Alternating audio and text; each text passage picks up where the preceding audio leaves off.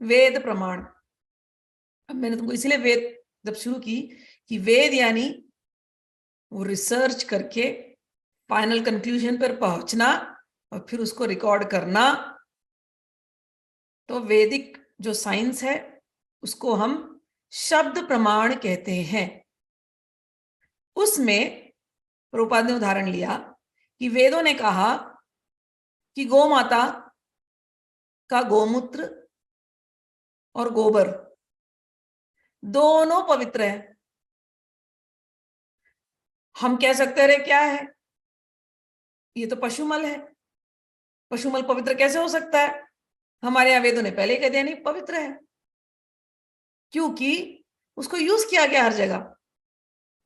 गांव में अभी भी जिनके गांव में है तो आप लोग देखोगे कि गाय का गोबर कितने काम का चीज है।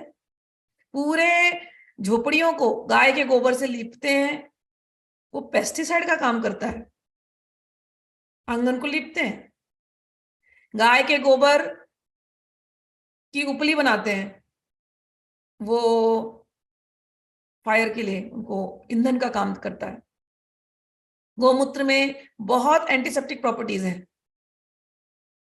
तो हमारे वेदों में अगर ये चीज बात आ गई कि गाय पवित्र है, तो जो आज साइंटिस्ट रिसर्च करके जिस कंक्लूजन पर आ रहे हैं, ऐसे ही हमारे ऋषियों ने भी उस समय पर रिसर्च किया। आज हम उनको साइंटिस्ट कहते हैं, उस समय पर वो ऋषि कहलाते थे। उन्होंने रिसर्च करके लिख दिया कि भैया गोमूत्र, गोबर, गाय का हर एक पार्ट पवित्र है। गाय से बढ़कर के कोई जानवर नहीं है। गाय इसलिए हमारे लिए पूज्य है। गाय का संरक्षण करना चाहिए। हमारे यहाँ अब तो नया एक टर्म निकला है, ऑर्गेनिक फार्मिंग है अभी आजकल के जमाने में, बट हमारे यहाँ पूर्वज हमारे ऑर्गेनिक फार्मिंग ही करते थे।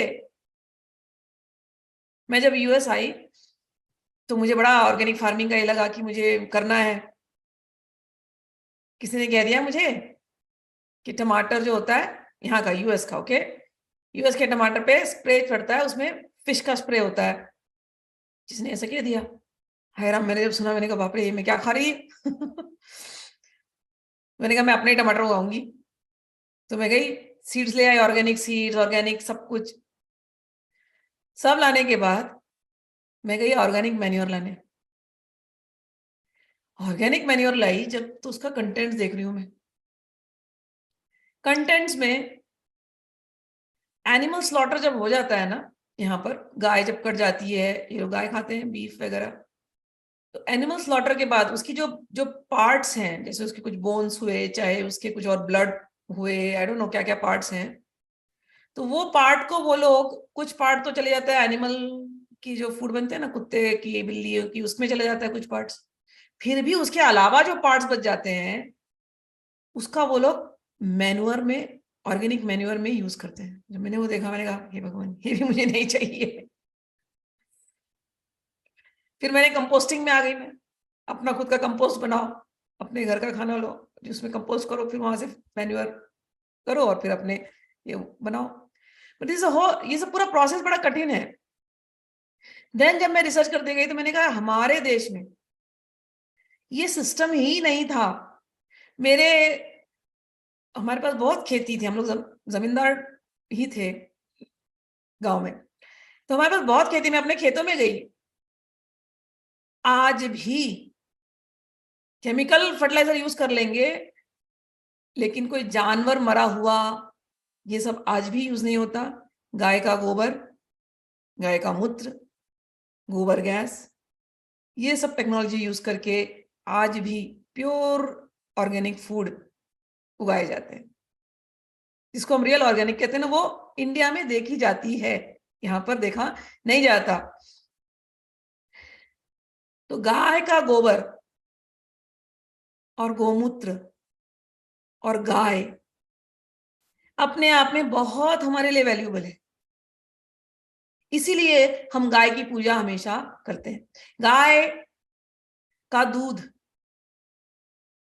गाय की एक नाड़ी है। इंडियन काऊ को फॉरेन कंट्रीज में ब्राह्मण काऊ बोलते हैं। ब्राह्मण काऊ, ब्राह्मण काऊ की जो क्वालिटी है, तो बेस्ट क्वालिटी है, बेस्ट। फॉरेन की जो क्वालिटी आ गई है, जो गाय यहाँ पर है, उसको जर्सी काऊ कहते हैं, जर्सी गाय। जर्सी में क्या क्या उन्होंने जेनेटिक मिक्सचर किया। यूरोप में एक काऊ की फैमिली है, लेकिन वो कार्निवोरस, मतलब मांसाहार वाली फैमिली है, तो उसके जीन्स को मिक्स करके नॉर्मल काऊ में वो जीन्स मिक्स किया, तो उसका जो दूध आता है बहुत स्ट्रांग आता है, तो वो अलग दूध है। जो इंडिया की जो काऊ होती है ना, उसको एक हम्प है ऊपर, उसको हम कहते हैं वो हम्प जो होता है उसको सूर्य नाड़ी कहते हैं। वो सूर्य नाड़ी में सूर्य की पूरी किरणें स्टोर होती हैं, और वो जो गाय जो जो चबाती है चारा, और उसके बाद उसका जो दूध निकलता है, वो दूध में पोषक तत्व बहुत ज्यादा होते हैं। तो यहाँ के लोगों ने, डेयरी फार्म वालों ने एक्सपेरिमेंट किया, उसको ब्राह्मण काऊ करके बुलाया, यहाँ पर लेकर के आए हो कि ब्राह्मण काऊ का दूध सबसे बेस्ट दूध है। हाँ, उसके दूध की क्वांटिटी कम होगी, उसके दूध का फैट्स कम होगा कंपेयर टू जर्सी काऊ, लेकिन नरिशमेंट ब्राह्मण काऊ के दूध में आती है। और ब्राह्मण काऊ यानी इंडिया की काऊ, इंडिया की गाय जिसको वो हम्प है। गाय का रंग बदलने से गाय का दूध का क्वालिटी भी थोड़ा हल्का हल्का, सब में न्यूट्रिशन अलग अलग है, ये भी उन्होंने रिसर्च किया। तो हमारे यहाँ गाय को इसीलिए तो इतनी वैल्यू थी। अच्छा, गाय से दूध निकलता, दूध से पनीर, हमारे यहाँ चीज बनाने के लिए रेनेट का उपयोग कभी नहीं हुआ।